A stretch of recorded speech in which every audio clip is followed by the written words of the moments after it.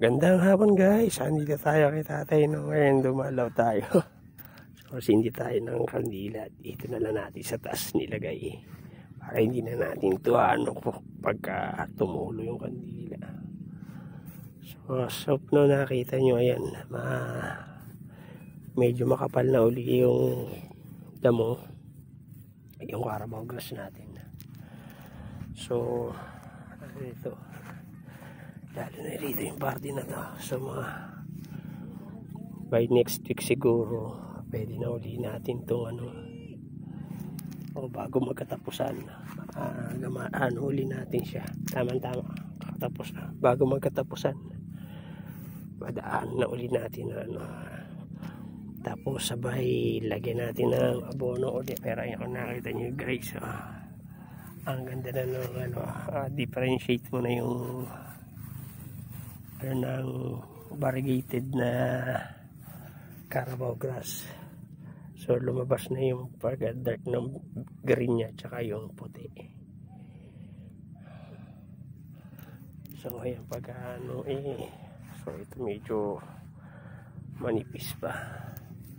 So pagka to kailangan lagyan uli natin ng lupa para itong mga na to makagapang rito ng ayos.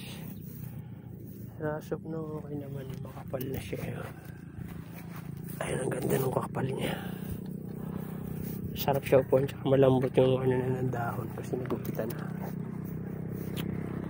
Oh, ayan. So maganda yung manhod, tsaka yung kapal dito. Magtitrimin natin to para nakalabas lang yun. Ang ganda na yung kapal niya.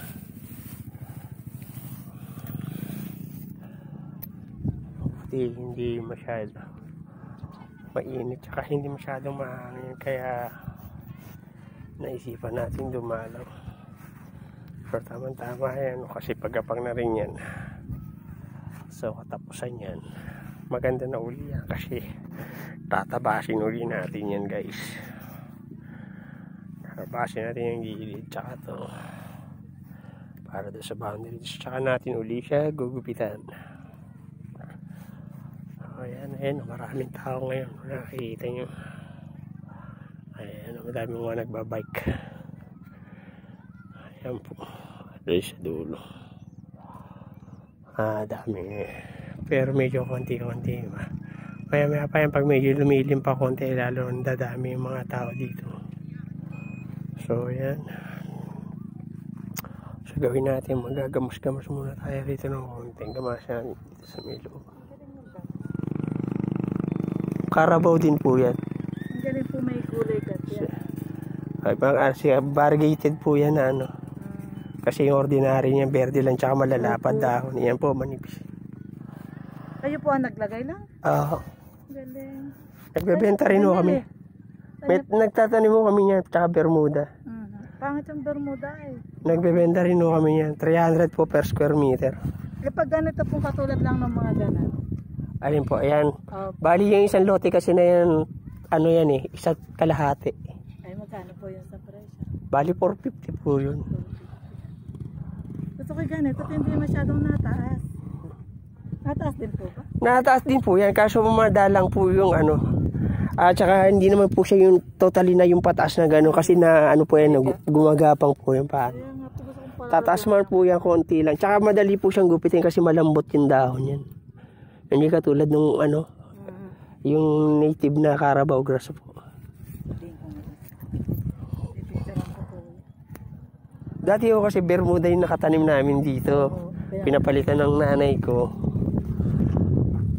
Kasi yung mga nagagawa rito pag sa amin din nakuha.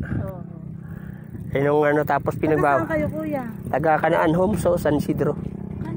Doon lang kami kuya sa Heights. Magandang po.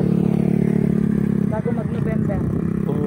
Para maganda. Ay, dapat pala before November. Before. Para maganda na. At mga October, para isang buwan na siya nakatanim pagka para medyo Dapat October 1st. Ano yung kuya? Kayo ang maglalagay? Hindi ho, kayo lang bibili. Pagka niya nang kuha ko 1.5. Kasama na yun yung tataniman mismo. Ganda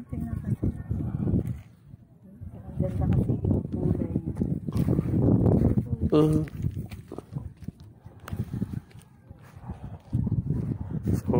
ayun guys, may nagtanong, nagandahan dun sa ano. Kasi nga, kakaiba, walang ganito pa kasi rito na may tanim ng itong variegated na Carabao grass. So, natuwa siya. Eh, baka taga dun lang naman sa may una namin dun. So, may una lang dun. Ay, kung sakali bago mag-November, makakagawa tayo ng extra. So, ayan guys, nandito na lang muna. Tayo magagamas lang muna konti. Anuin natin yung mga damon ligaw para hindi na dumami. Kasi pag hindi mo yan yung bandang uli ang kakainin yung damon ligaw. So, maraming salamat sa panonood at inyong pagsuporta po sa FB page natin, Kuya George Clowney, tsaka sa YouTube channel ko po pag panoorin nyo po, nandun po yung lahat ng mga videos natin na ina-upload po sa FB po pa. So sana po supportahan nyo po. So maraming salamat po sa panonood. Thank you for watching. God bless.